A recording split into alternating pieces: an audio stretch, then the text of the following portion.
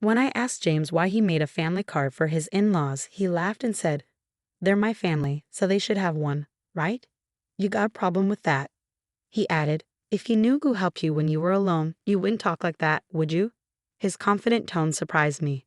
Was James always like this? He asked. "If you're grateful, you should do more for my family. Then you'll be part of it. Until then, you're like you're on a trial." I never heard of a trial in marriage before. James explained. I was silent. "It means you're not fully part of the family yet. If you don't like it, you can leave any time. For now, our family is just the six of us." I was shocked. So I canceled our shared credit cards and moved out right away. "Hi, I'm Olivia Cook, and I'm 30 years old. I draw pictures for a living, working from home as a freelancer. Before that, I used to design stuff for a big ad company, but I started doing my own thing about 5 years ago when I got married. My folks passed away in a crash when I was little, so my grandparents raised me. But I moved back to my parents' old place in the city center for college, and I've been there ever since. I met my hubby James at this Italian joint where he worked. It was a cozy spot with good food at decent prices, so me and my work buddies went there a lot. James, the charming waiter, caught everyone's eye, including mine. He was quite the looker. The manager even joked that some folks came just to see him, and I totally got why. Can't deny, I was a bit of a fan myself. He had this cool vibe that really stood out. We grew closer pretty fast, and before we knew it, folks were calling us a couple. Surprisingly, we ended up tying the knot. I don't remember much from that time. It's like I was in a bit of a fog. Next thing I knew, I was married to James, my husband.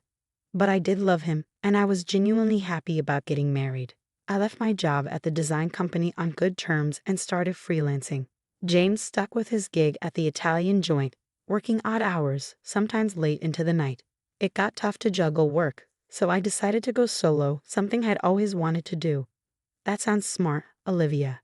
It'll be easier for you, and it's great to keep doing what you love. James backed me up. And that's how we kicked off our married life. We weren't into big flashy stuff, so we skipped the whole wedding hoopla and just signed the papers. Our families met briefly, and that was that. James went to work, and I held down the fort at home, managing chores and freelancing. Our schedules were all over the place, but we made it a point to have meals together whenever we could. It was simple, but it made us happy. I thought, yeah, marriage is pretty sweet. About a year into our marriage, things took a turn for the worse. "My family wants to visit. Is that cool?" James asked one day. "Sure," I replied. I was actually looking forward to it. I'd only had a brief encounter with James's family before, so I figured this would be a good chance to bond with them. Having lost my own parents early on, I always admired James's big family, but when they arrived, 5 of them, I was left stunned. "Hey, which room's mine?" his sister blurted out as soon as they stepped in. She's 35, 3 years older than both James and me, and works at a local store. Her abruptness caught me off guard. She seemed so different from the polite person I'd met before. James's 22-year-old sister was there too, but she stayed quiet, barely saying a word, just like when we first met. Following James's sister's hurried lead, I shoved them to the guest room, and James's parents to my parents' old room, the only one in Japanese style. I thought it'd suit them best. Once they settled into their rooms, James's sister declared, "Well, since we're all under the same roof now, you better start treating our family right." I was puzzled by her words, but when I turned to James for clarification, he simply chuckled in a way I'd never heard before. "Turns out, they'd given up their place and moved in here without telling me," he explained. "Sorry, our family home had to be vacated suddenly, and they had nowhere else to go. I wished he'd informed me earlier. I had assumed it was just for a day or two, not a long." James's family didn't hold back. From the moment they moved in, all 4 of them expected me to handle everything while they did nothing, saying whatever they pleased. They made no effort to find jobs or a place of their own. When I asked about their employment, I got yet another surprise. "Oh, I quit that awful job at the supermarket," his sister confessed. She was working, but it turned out to be just a part-time gig. I'd assumed she had a full-time job given her age, but she admitted she hadn't held a steady job since high school. James's parents also had part-time jobs they gave up before moving in, and his other sister, well, she was unemployed. She claimed to be a student, but that wasn't true. "Why should I work when I'm part of a well-off family now?" she reasoned. When I asked who she was referring to, I received another startling response. You received a hefty settlement and insurance payout after your parents' accident, and you don't even have a mortgage on this place. You can live comfortably without having to work, James's sister remarked, chuckling. I voiced my concerns to James when he returned home, but he erupted in a manner I'd never witnessed before. Everyone's exhausted from being suddenly uprooted. Give them some time to recuperate. Or do you want to kick out my family, Olivia? I was stunned into silence. Then, abruptly, James softened his tone. I'm sorry for yelling. It's been a tough day for me too. Can you please try to be a bit more understanding? Looking back, James was adept at manipulating situations with a blend of kindness and severity. But in that moment, I failed to see it, agreeing to endure a bit longer. The situation with James's family grew more oppressive. They treated me like a servant at home and demanded money whenever they went out. We can't even look for jobs without some cash, can we? It's only fair, but if we can't find work, we'll just keep staying here, they reasoned. Reluctantly, I handed over some money, which they claimed to have used up without any luck in the job hunt. I suspected they never even bothered to search, but pointing that out would only lead to accusations without proof. And then James's entire family would lay blame on me for hours. Sharing my concerns with James didn't solve anything. Everyone's feeling frustrated about not finding jobs. Sorry, just bear with it a little longer. I'll have a talk with them, James would say, attempting to smooth things over. But as time passed, I felt like speaking up was futile. However, the frequency of their money requests gradually decreased, perhaps because James had a word with them. So the issue seemed to resolve itself.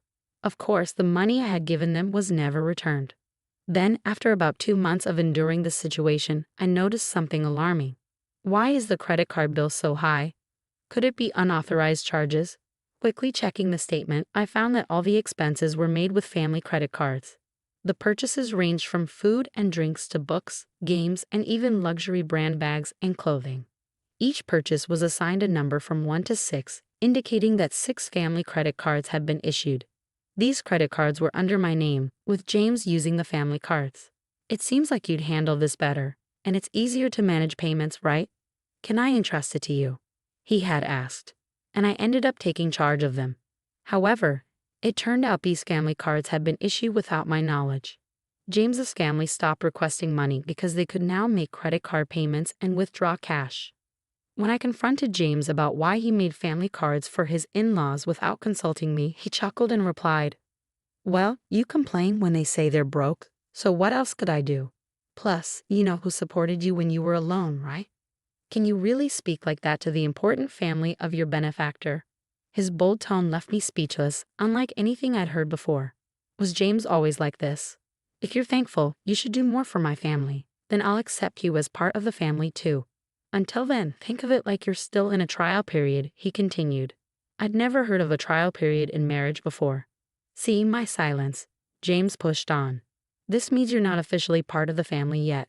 If you're not okay with it, you're free to leave anytime. Right now, it's just the 5 of us in our family. Useless freeloaders. Leave, he concluded. That's when I realized James's true character. I felt like all the color drained from my face.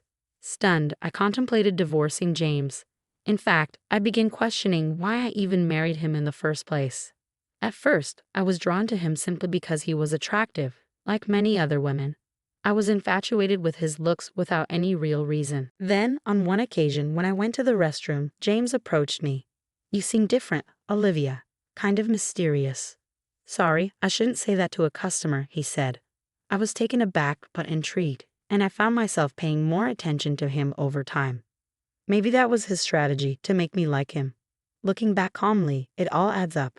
I remember once a colleague joked that I was a wealthy lady living alone in a condo, and it was after that James started chatting with me, perhaps because he was interested in my wealth and condo. Honestly, James wasn't exactly my type, to put it nicely. He was more modern, if I'm being blunt. He seemed a bit superficial. I preferred mature men who spoke softly and seriously. Yet, somehow, I ended up falling for James. I always found that perplexing, considering he was the typical handsome guy who could easily charm a woman, especially someone like me, who was new to the working world and not accustomed to men. I fell for his tricks and ended up marrying him. Thinking about it now left me feeling frustrated and ashamed. I wanted to lash out and break things around the house, but I knew better than to act on that impulse. Instead, I resolved to seek revenge. To accomplish that, I had to endure this situation a while longer, much like James manipulated me. My plan was to gain control over his entire family. The condo we lived in was purchased by my father with a mortgage shortly after I was born. It wasn't very costly back then, but with the rapid development of the area and the addition of a new shopping center nearby, it's now considered a luxury residence. My parents, hopeful for more children, invested in a spacious condo. That's why there's enough space, even with James's family moving in. However, despite its ample size, having James's family around proved to be a nuisance for me, especially while working from home. I endured it solely for the sake of revenge. As James's sister pointed out, there's no mortgage payment for this condo. When I was 4, both of my parents tragically died in a car accident. They were returning from my paternal grandfather's funeral when they collided with a speeding car on the freeway. I was supposed to accompany them that day, but I had caught the flu that was circulating and had a high fever. Consequently, my maternal grandparents came to the condo where we resided with my parents to care for me, leaving me as the sole survivor. The mortgage payments were covered by the group credit life insurance, so the only housing costs I incurred were the management fees and property taxes. Upon seeing the amount, James proposed contributing just a bit more than that to our household expenses. Since there's no mortgage, if I pitch in that much, we should be able to manage with Olivia's income, right? We'll each use our own earnings for personal expenses. Sounds fair, doesn't it? He suggested. I agreed, thinking perhaps he had a point. Until then, I had been solely responsible for all expenses, so I believed his contribution would alleviate some of my burden. Looking back, it was naive of me, but at the time, I was blinded by my love for James and simply went along with whatever he proposed. James likely sees himself as the head of the household and the one providing for me, which is why he can so casually refer to me as a parasite. However, the reality was starkly different. I was the one footing most of the bills, covering expenses like utilities, groceries, social outings, and entertainment. Now, with 5 additional dependents in the household, managing with just my income was becoming impossible. I was eager to rid myself of this burden as soon as possible, but I feigned ignorance and endured it. Gritting my teeth, I watched as James's family freely indulged in shopping sprees, reminding myself that I would have the last laugh. Then, 5 months after making the decision to divorce, the moment to take action finally arrived. I'm exhausted. It's time to make a choice. It's either me or your family, I told James, presenting him with an ultimatum. He was taken aback, but I pressed on without hesitation. None of your family members lift a finger to help around the house. They just dump all their chores on me. You know I work from home. I'm not idly passing the time. Yet they treat me like a freeloader and belittle me, claiming you're the one supporting me. I've had enough. I cried as I confronted James. His response was a smirk. Then you should leave. Didn't I warn you before? You're not truly part of this family yet. Giving up now means you haven't earned your place in it, he retorted. I feigned shock as I looked at him. What's surprising? If you can't tolerate my family, then it's you who must leave. And since I'm not to blame, I'll take this apartment as alimony and I'll claim half of your savings as part of the property settlement. Ah, so that was his scheme all along. That's why his entire family had been hounding me, attempting to drive me away. I had suspected it, but hearing it articulated so plainly still came as a shock. It was someone I had once loved and married, but thanks to this revelation, I made up my mind. Fine, I declared, resolved to divorce James. But this condo belongs to me, and I'm not at fault either. What did you say? The grounds for the divorce are your family moving in without my consent and your family disrespecting me, I asserted firmly to James. He'd appeared taken aback by my outright rejection of his terms, not expecting such defiance. It was understandable, as I had always acquiesced to his demands since our marriage. Recalling those moments filled me with anger. I can't stand another moment with you all, so I'll leave now. But be prepared to vacate as well. This is ridiculous. This is our home. We won't leave. Ever heard of tenant rights? You can't just evict us from our own home, James shouted. Ignoring his protests, I left the house and sought refuge at my grandparents' home. I divulged everything to them and requested shelter until matters were resolved. My grandparents were appalled by what I had endured and scolded me for not seeking their counsel sooner. With tears in their eyes, they embraced me. I'm sorry, Grandma, Grandpa. I know I worried you, but I'll be all right now, I reassured them, forcing a laugh through my tears. The day after I left the apartment, James wasted no time in contacting me. What's all this about? What mail are you talking about? He inquired about the certified letter.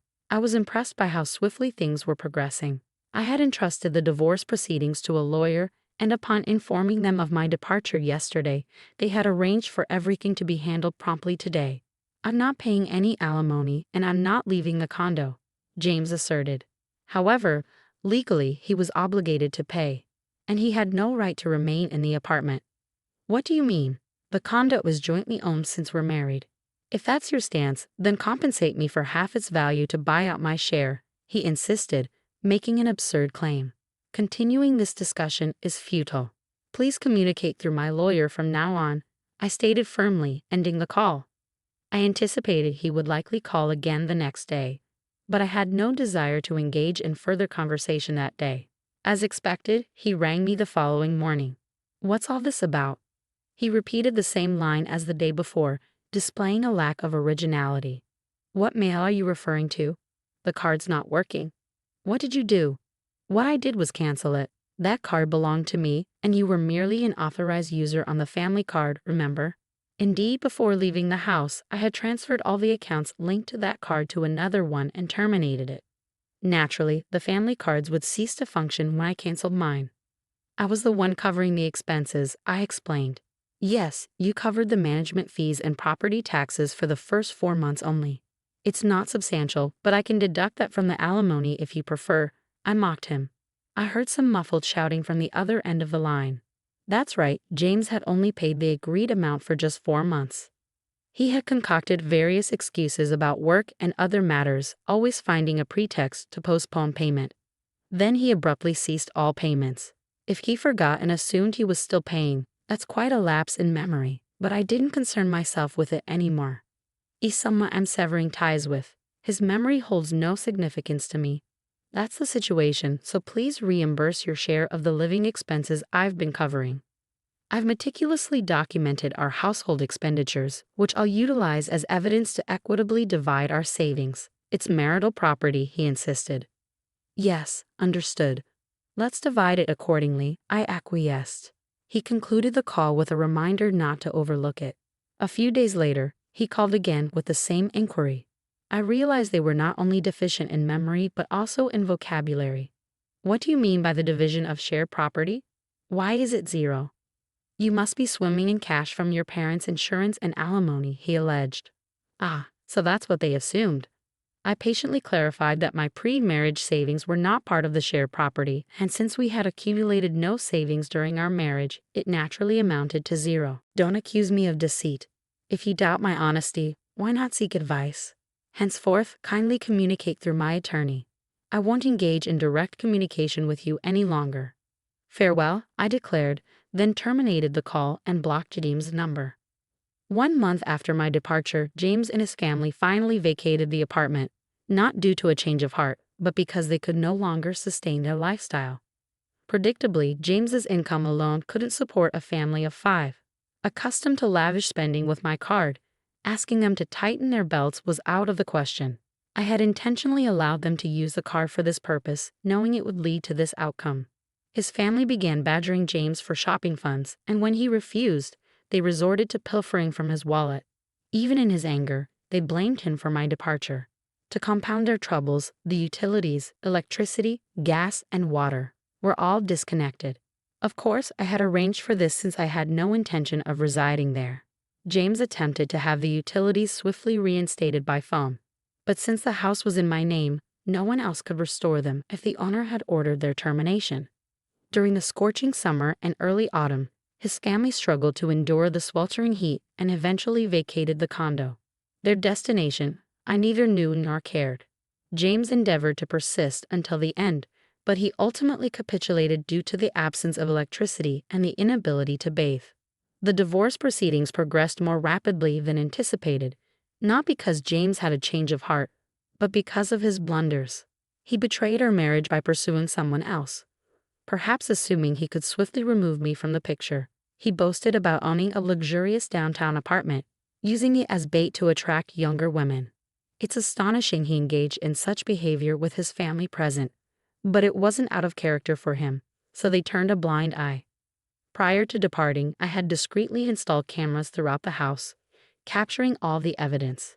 Perhaps he underestimated me, but his disrespect was undeniable. He brought his family into my home without consent, racked up expenses on a family card and left me with a bill, ousted me, and engaged in infidelity. I demanded significant compensation and alimony for these transgressions. When James saw the amount, he visibly paled and begged desperately for reconciliation. However, I harbored no such intentions. Aware of his inability to pay, I pressured him to borrow as much as possible from his company and seized whatever assets I could.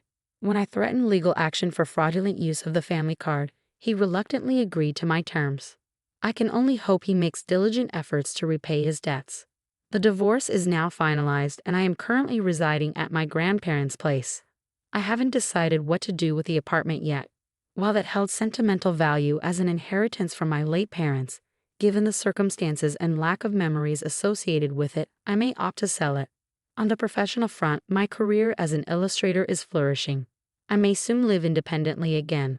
But for now, I'm content working from my grandparents' home.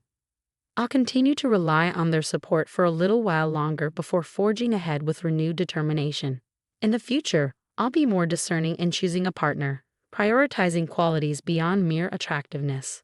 My hope is to find a life partner with whom I can share my journey.